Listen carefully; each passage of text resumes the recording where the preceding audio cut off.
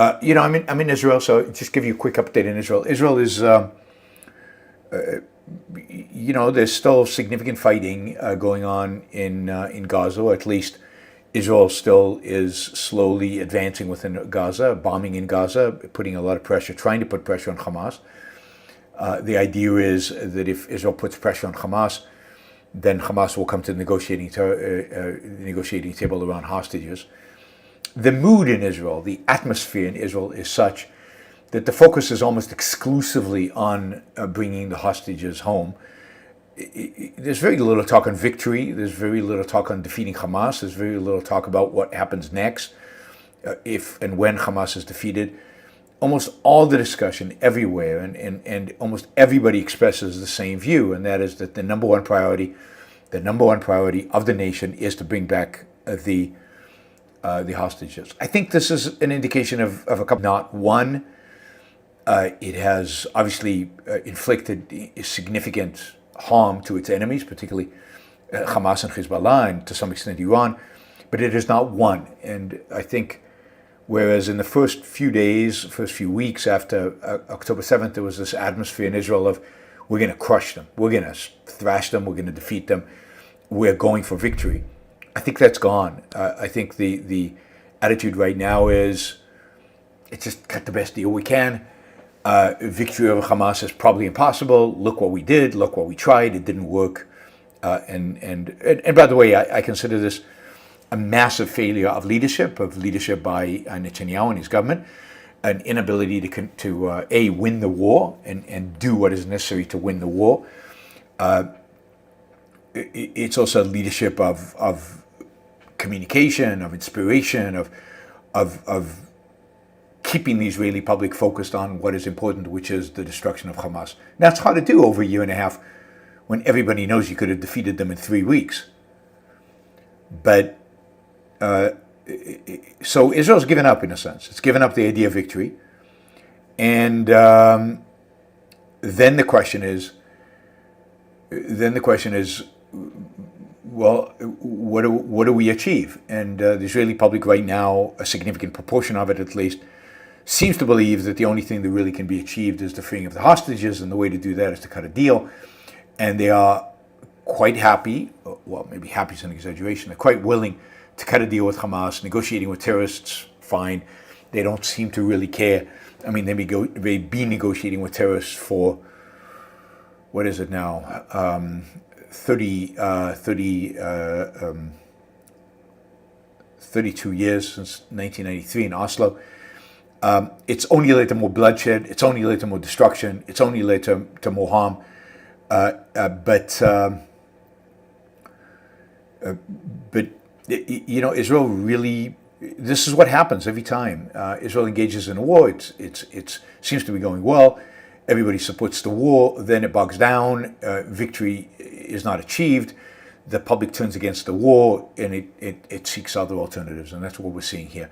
This is the cost of not engaging in a ruthless, brutal war that would have won it all for Israel, defeated Hamas, achieved the victory in the first few days, weeks, certainly months after October 7th. Now, the memory of October 7th is dimming.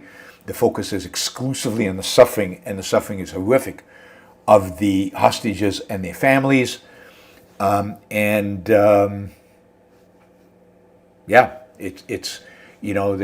hostages, by the way, the constant reports of the amount of torturing the hostages enduring, the brutality of the Hamas captives, the isolation, the darkness, the starvation,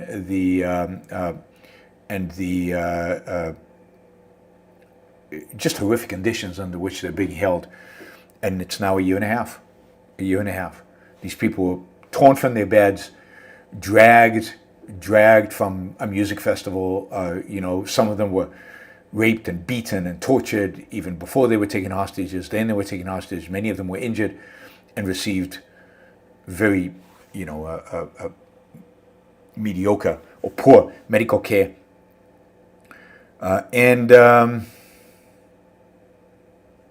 Anyway, that is what's on Israeli minds. How do we free them? And they're willing to give up anything, almost. And the Israeli public is clearly blaming the Netanyahu government for the hostages not being released. They're not really blaming Hamas. And the sad reality is, as I said, they've basically given up on the idea of victory. They've given up on the idea of completely defeating Hamas and crushing them. There's also a lot of scandals going on. I'm not going to get into all of them. Some of them I don't even know. I don't really understand. I haven't really dug into. A lot of scandals that are problems for the Netanyahu government that the Netanyahu government is accused of. And of course, one of the biggest issues is, that they are being that the Netanyahu government has not really started the process of any kind of independent investigation of what happened on October 7th and why it was caused. They don't want such an investigation because such an investigation clearly would indicate that the Netanyahu government, over years and years and years and years of neglect and wrong evaluation of the situation, basically is responsible for what happened on October 7th. But beyond that, there is now something called Qatar Gate. And this has multiple dimensions, and again, I haven't gone into all the details of this, but multiple dimensions, whereby the Netanyahu administration is accused of facilitating the transfer of billions of dollars from the Qatari government to Hamas. I think this is all true. They have identified a particular businessman who facilitated the transfers from Doha to Gaza. And he is quite friendly with Netanyahu himself, is often a dinner guest at the Netanyahu home, and he's the one who got all that money from Qatar to Gaza, money that ultimately was used to build the tunnels, to buy the weapons, to build the entire military infrastructure that not only cost 1,200 Israeli lives on October 7th, but also cost now 500 lives of soldiers who have been fighting in Gaza for the last year and a half. But beyond that, it seems that there are members of, close to Netanyahu, people in Netanyahu's office, in the office of the Prime Minister, who have been on the Qatari payroll, that are basically, if you will, lobbyists for Qatar. And it is truly horrific. Qatar is an enemy nation. It is an enemy nation of Israel. It is a country that has facilitated terrorism all across the world. It is an enemy nation of the United States. And the United States has chosen to bury its head in the sand. The United States has chosen to pretend that Qatar is not its enemy. The largest American military base in the Middle East, after all, is in Qatar. And America can get away with it to some extent. Israel cannot. Israel treating Qatar as a friend or treating Qatar as neutral is life or death. For Israel to treat Qatar the way that it does made October 7th possible. And that, of course, is the responsibility of this government. And so there is a Qatar gate going on. A couple of people from Netanyahu office have been arrested, in a sense, as foreign agents. But this is a big issue for this government, and it's going to be interesting to see how Netanyahu survives. Now, Netanyahu, the one skill he has, the one ability that he has above all others, is to survive politically. He will grind it out and somehow survive. But this Israeli government is corrupt. This Israeli government needs to acknowledge its responsibility for what happened on October 7th, the fact that it allowed the Hamas under its nose, really, to arm itself, to prepare itself, to train, and to build the tunnels, and to build up defenses, and to do everything that it did, that it allowed for that, right? That it allowed for that. It let it happen. The fact that they allowed Iranian, Qatari money to flow into the Gaza, the fact that in spite of the many, many attacks from Gaza against Israeli citizens, Israel dithered and waited and refused to destroy Hamas and achieve victory, which it could have done 2 years earlier, and it had to wait for a disastrous event like the October 7th to finally wake Israel up and actually do a little bit of what is necessary. But the fact is, it hasn't done what's necessary. It hasn't defeated the Palestinians. It hasn't defeated Hamas. It hasn't achieved victory. And the consequence of that is prolonged war and prolonged uncertainty.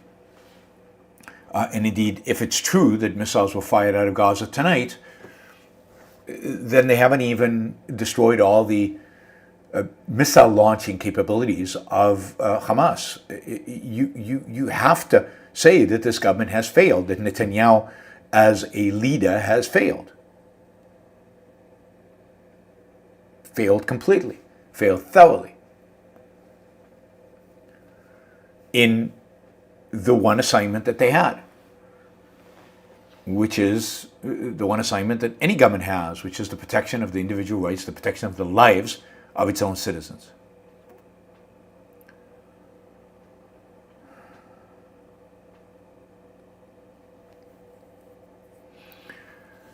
So that is a little bit of what's going on in Israel. Of course, there's a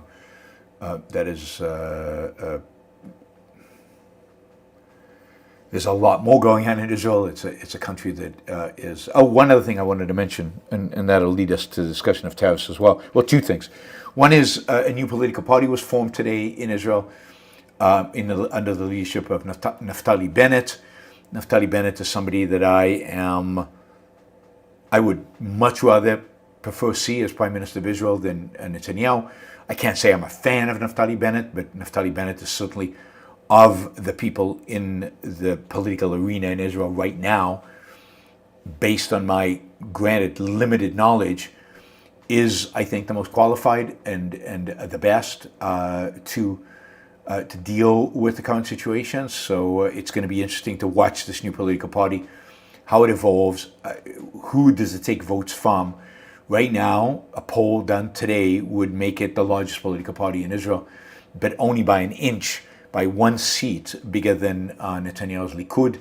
But of course, we're not going to have elections for a couple of years, although with the scandals going on right now, we might have elections sooner. But, between now and elections, anything could change. It's impossible to say what will actually be the outcome.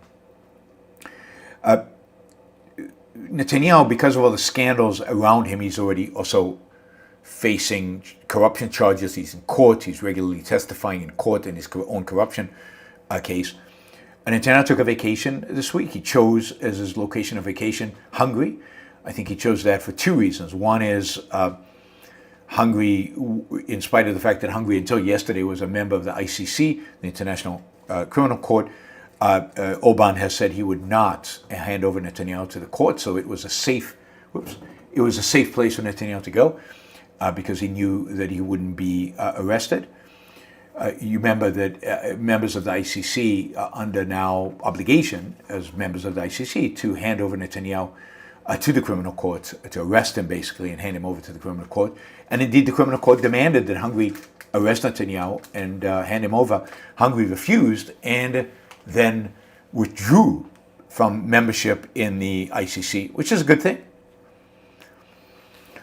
The second reason I think Netanyahu went to Hungary is that I think he has some affinity to Orban. I think he, like Trump, who all have an authoritarian nature, admire the ability of Orban under the guise of democracy to basically become a almost dictator, but certainly authoritarian leader of the country. Orban faces very little opposition from the media because he has the media under control. He is basically taking control of all the kind of levers of power there's no checks and balances. There is no real checks on his power anymore in Hungary. So I think they all admire him. I think every leader aspiring to be authoritarian admires Putin, but they can't go to Russia. So the proxy for Putin is Orban in Hungary. Anyway, today Netanyahu surprisingly announced that he is flying to Washington, D.C. to meet with Trump. He will meet with Trump tomorrow. He is the first world leader to meet with Trump post-tariffs. And supposedly on the agenda for them is 1, hostages. I don't know that they'll talk much about that. 2, Iran. I think Trump will update Netanyahu on his efforts to negotiate a deal with Iran. And 3, and I think ultimately most importantly, and why Netanyahu is actually going, is tariffs. Tariffs. That is, Netanyahu is going to Trump to argue the case that Israel actually has 0 tariffs vis-a-vis the United States, does not tariff American goods, and therefore that Israel was treated badly by Trump's announcement on Wednesday that Israel would face 17% tariffs in spite of the fact that Israel doesn't tariff American goods. The U.S. is going to argue that that the United States runs a trade deficit vis-a-vis Israel. And that is true because of Israel's huge advantages with regard to high tech, and as a consequence, there is a trade deficit with Israel, and the fact that Israel has a VAT, although VAT is irrelevant to tariffs, but that is not going to stop Trump, ignoramus Trump, from using that as a argument against Israel. Anyway, it'll be interesting to negotiate. Supposedly there are 50 countries now that are waiting in line to come and kiss the ring or to kiss the ass of the President of the United States in order to try to get some weakening of the tariff regime. At the same time, you have, so Netanyahu is there primarily for that, I think, although the other issues will play out. He, I think, is trying to get on Trump's, stay on Trump's good side, and emphasize and try to grovel and as much as he can, and basically present himself to Trump as his best friend. Now, partially because Netanyahu knows that Trump next week could change his mind and become very anti-Israeli.